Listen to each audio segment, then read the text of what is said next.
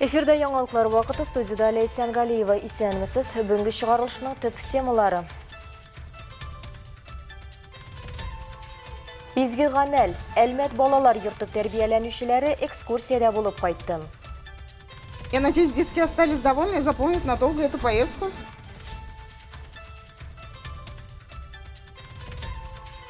Әлмәт яман шишкә каршы. Авыручылар үз тарихлары белән бүлешә. Врачлар бездә бик грамотныйлар, аякка бастырырга ярдәм итәләр. Ышанабыз. Файдалы киңәшләр. Ознакайның булачак әниләре бергә очрашты. Bu mesela isim kuşu beyramları, ondan sonra indi mavıqtırgıçlar, bişik jırları, tiz eğitkeçler, balalar oyunları, onlar ne için kullanılır?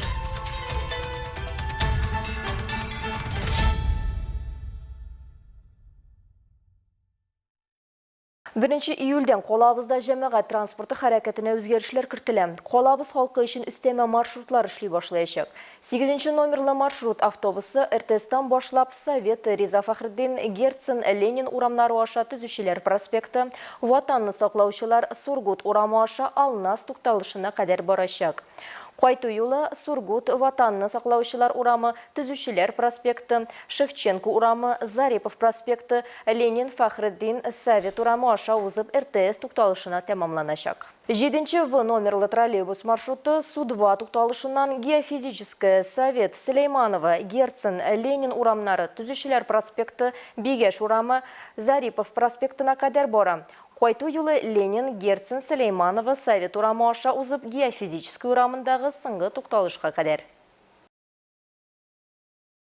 Ознакайда ауыр һәм җаваплы эш башкаручылар район халыкны социаль яклау идарәсе хезмәткәрләре һөнәри бәйрәмнәрен билгеләп үтте. Быелгы очрашу саф һавада, формаль булмаган атмосферада узды. Улы йөрәкле, кеше хәленә керә белүче, сабыр холыклы шәфкать ияләрен район башлыгы урынбасары Роза Галиева һәм район башкарма комитеты җитәкчесе Айдар Шәмсетдинов котлап изге теләкләрен җиткерделәр. Күп еллар дәвамында фидакар тырышлык куйган хезмәткәрләргә мактау кәгазьләре һәм бүләкләр тапшырылды. Социаль яклауга һәм дәүләт ярдәменә мохтаҗларга ярдәм итүчеләр киеренке 3 сәгатеннән бераз арынып, күңелле оралашып ял иттеләр. Корбан бәйрәме уңаеннан изге гамәлләр эшләү дәвам итә. Ансар хәйрия фонды вәкилләре Әлмәт балалар йортында тәрбияләнүчеләргә Болгар җиренә сәяхәт оештырдылар. Сүзенче Хәсән Шынага. Кичә иртән иртүк 28 бала тәрбиячеләр белән бергә барча уңайлыклары булган автобуста юлга кузгалды. Ансар хәйрия фонды вәкилләре иртәнге ашны балалар өчен юл кафесында әзерләделәр. Беренче танышкан бина Болгарның Ак мәчете булды. Мәчетнең матур залларында балалар ислам тарихы турында ишеттеләр, үзләрен кызыксындырган сорауларын бирделәр.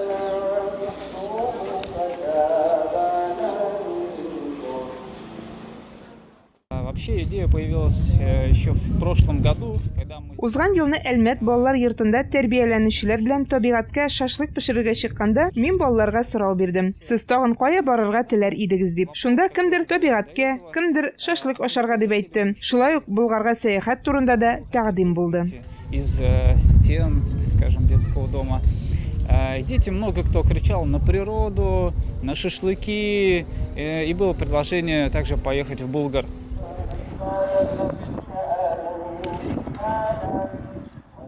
Спас муниципаль районы башлыгы Фәрхат Мөхәммәтов ярдәме белән Әлмәт балалары Болгарда урнашкан музейларда бушлай экскурсия карый алдылар. Болгарда табылган тарихи экспонатлар, дөньядагы иң зур Коръән, милли киемнәр, безнең заманнарга кадәр сакланып калган тарихи биналар аларны һәм тәрбиячеләрне битараф калдырмады.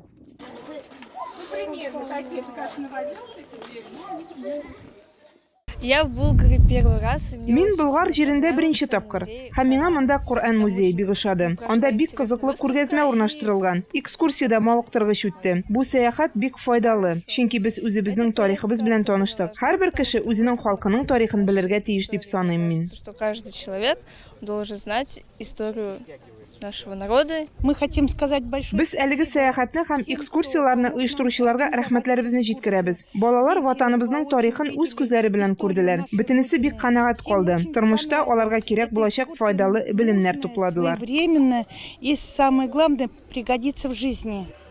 Шуңа өстәп Болгар игәнәчеләре аларны сыйлап та җибәрделәр. У нас с мужем 5 детей, и на самом деле мы детей любим. Когда мне позвонили ваши... Без ирем белән 5 бала үстерәбез. Балаларны яратабыз. Шуңа Әлмәт балалар йортыннан Болгарга экскурсиягә килүче балаларны без рәхәтләнеп бу татар мишендә пешкән кыстыбый, кайнар шулпа, салатларыбыз һәм хуш исле үләнле чәй белән сыйлап җибәрдек. Балаларның хәтерендә әлеге сәяхәт озак еллар матур хатирә булып калсын. Кормили шурпой на курином бульоне, у нас вся еда халяльная. Ну и, соответственно, салатик летний, чай наш авторский на травках вам дали. Я надеюсь, детки остались довольны и запомнят надолго эту поездку.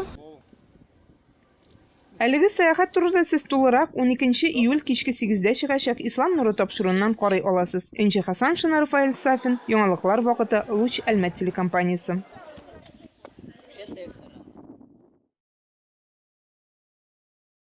Яман шиш, үлем карары түгел, аның белән көрәшергә кирәк. Бу девиз астында авыр хәлдә булганнарга ярдәм итү һәм үз-үзеңне кабул итәргә булышу ягыннан Бөтен Россия проекты эш итә. Аның кысаларында шәһәребездә химия была номы Растали исеме астында фотосессия узды. Ул онкология авырулары булган кешеләр өчен оештырылган. Татнефть Хайрия фонды грант акчасына оештырылган проект Әлмәттә 2нче тапкыр уза. Быел бирегә шәһәрдәшләребездән тыш Лениногорск, Бөгелмә, Урыс-Судан да килүчеләр бар. Фотосессия 2 көн дәвамында узып, 50 онкология белән авыручыны кабул итәчәк. Аларның уңайлыгы өчен барлык шартлар тудырылган. Бу фотосессия пациентларга алга барырга булышучы фототерапия. Әлеге проект хәтта иң авыр тормыш хәлләрендә дә көч һәм өмет табарга мөмкин булуының ачык дәлиле. Проектка Бөгелмәдән катнашырга дип килгән Әлфия Гыймадиева тарихы, рух ныклылыгы, тормыш тотрыклылыгы хакында сөйлим. Сөт бизе яман шише диагнозын аңа 6 ел элек куйганнар. Шул дәвердә бала кайгысы да өстәлеп, авыр тормыш кичергән ханымның күңелендә өмет уты яна. Социаль челтәрләрдәге төркемнәрдә шушы шир белән интегүчеләр белән бергә аралашып, бер-береңне киңәшләр белән куәтләп тору файдага тиюен белдерә ханым. Шушы фотосессияда катнашуның сәбәбе яңадан үзеңне яшь, матур һәм сәламәт булып күрер өчен бирегә килгән ул. Ширләүче кешеләргә рак белән минем киңәшем шундый: паникага бирелмәгез, тырышыгыз. Барыбер врачлар бездә бик грамотныйлар, аякка бастырырга ярдәм итәләр. Ышанагыз. Онкофотографлар лигасы махсус ихтыяҗлары булган пациентлар белән эшләргә өйрәтелгән белгечләр тәрбияли. Алар шулай ук чәч тарашы һәм визажистлар катнашучыларга истә калырлык образ булдыру өчен ирекле нигездә эшли. Мы бы хотели...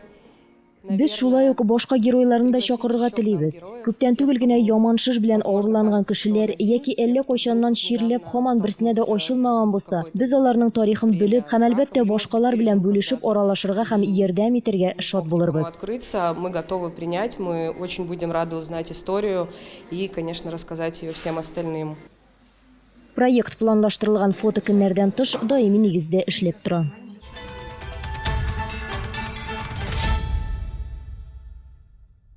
Азнакай шәһәренең Кхат бүлегендә булачак әниләр катнашында очрашу узды. Әлеге чара яшь ата-аналар мәктәбе проекты кысаларында үткәрелде. Оештыручылар район хатын-кызлар оешмасы. Теманы Эльмира Шарифуллин дәвам итә. Мондый чара районда инде 2016 елдан бирле уздырыла. Аның максаты хатын-кыз сәламәтлеген кайгырту, булачак әниләрне бала тудыруга әзерләү, гаиләдә рухи-әхлакый тәрбияне саклау. Татар халкында инде бала тугач нинди гореф-гадәтләр, йолалар үткәрелгән, яшьләрне инде күбесе белеп бетерми, шушы йолалар белән аларны таныштырабыз. Ул мәсәлән исем кушу бәйрәмнәре, аннан соң инде мавыктыргычлар, бишек җырлары, тиз әйткечләр, балалар уеннары, алар ни өчен кулланыла. 2024 елның шушы вакытына районда барысы 156 бала туган. Узган ел белән чагыштырганда бу күрсәткеч 30-га күбрәк. Бүген районда 224 йөкле хатын-кыз исәптә. Очрашуда 4-нче, 5-нче сабыйларын көтүче әниләр дә катнашты. Менә хәзер минем 4-нче баламны кайтарга җыенам. Беренче кызларым минем игезәкләре. Аларга 14 яшь. Алар минем 5-нче мәктәптә укыйлар, шорт-трек белән шөгыльләнәләр. Аларга бик ошый. Малаем 1-нче класска бара.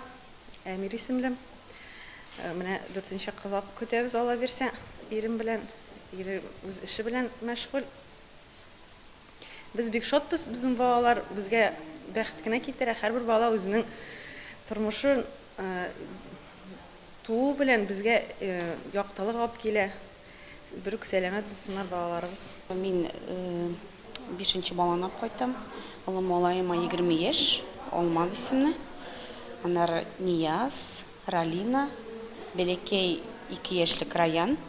И хәзер тагын бер балакай сабый малай кайтабыз, Алла бирсә.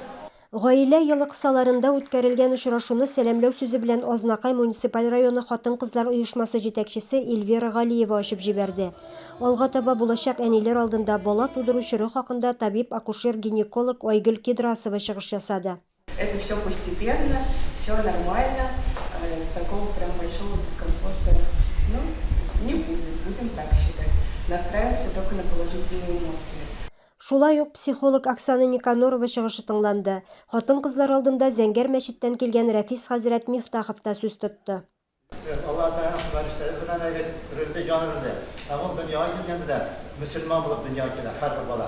Йөкле ханымнар өчен бишек җырларын өйрәнү буенча практикум дәрес тә үткәрелде.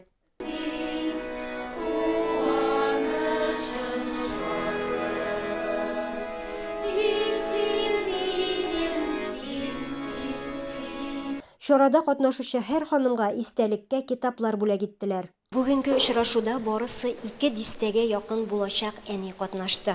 Мондый очрашулар һәр айның соңгы пәнҗешәмбе көнендә узачак. Илмира Шәрифуллина, Рамил Исламов, яңалыклар вакыты, Луч, Әлмәт телекомпаниясе.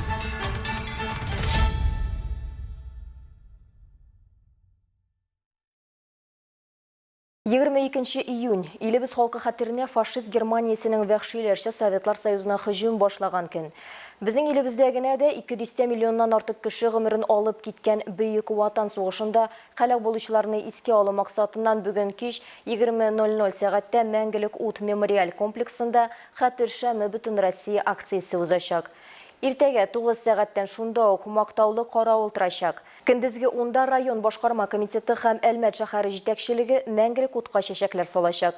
Бу тантанада теләгән һәркем катнаша ала. 12 сәгать 15 минутта бөтен илебез буенча һәлак булган бөек ватан сугышы каһарманнарын искә алу максатыннан 1 минут тынлык игълан ителә.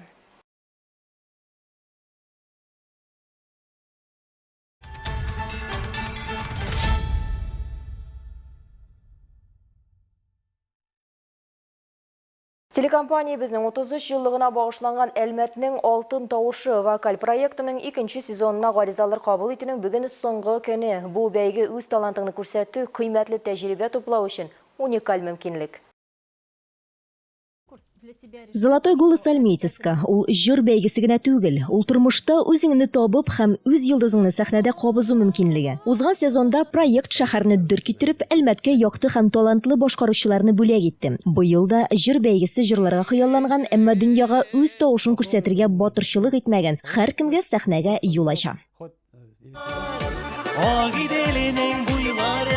Шаулап ага сулары, шул якларга синең янга алып бара уйларым. Проект профессиональ музыкаль белемнәре булмаган әлмәтлеләрне берләштерә. Ул җырларга хыялланып, әмма сәхнәгә чыгарга кыюсызланып йөрүче, музыка дөньясында үз урынын эзләгән һәркемгә мөмкинлек бирә. Круто, ждем. Надеюсь, что-то получится, может что-то не получится. Мондый проектларда катнашу һәр вакыт тәҗрибә бирә. Тамашачы алдында чыгыш ясау, музыка тармагы белгечләре белән эшләү, камера алдында курку хисен җиңү. Булар барысы да кыйммәтле белемнән тыш онытылмаслык хисләр дә бирә. Комфорт зонасыннан чыгу, сәхнә үсеше һәм яңа танышулар, иң мөһиме хыялыңа тагын бер адым атлау. Проектта Әлмәт һәм Әлмәт районында 18 яшьтән өлкәнрәк булган һәр теләүче катнаша ала. Җырны бар тик минус фонограммасына гына җырларга рөхсәт ителә. Шулай ук аның хронометражы 4 минуттан артмаска тиеш. Барлык чыгышларда безнең канал эфирында күрсәтеләчәк. Проектка керү өчен үз гаризаңны 21 июньгә кадәр почтага җибәрү мөһим.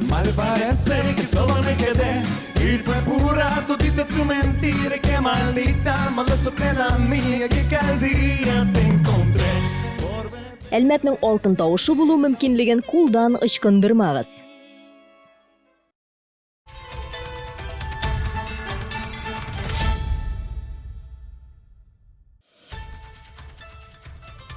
Яңалыклар чыгарылышының туры трансляциясын сез ВКонтакте социаль жилтәрендәге төркемебезгә кереп карый аласыз.